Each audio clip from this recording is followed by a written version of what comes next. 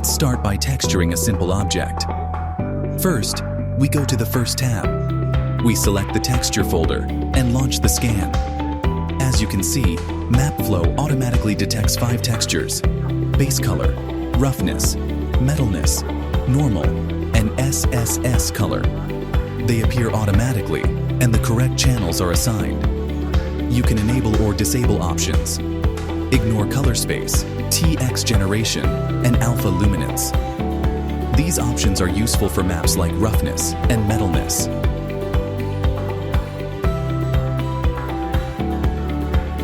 When a SSS texture is detected, MapFlow automatically configures the radius. To assign it, we adjust the SSS weight in the Materials section. Here, I set it to 0.5 with a scale of 0.1 and Random Walk Volume 2 mode.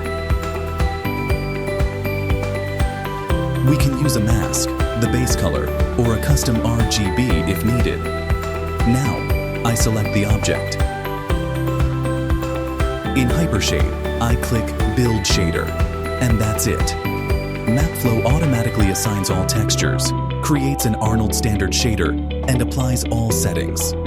Subsurface is correctly configured with 0.5 weight, 0, 1 scale, and Random Walk V2. Everything is done in less than a second, and now, the render works perfectly.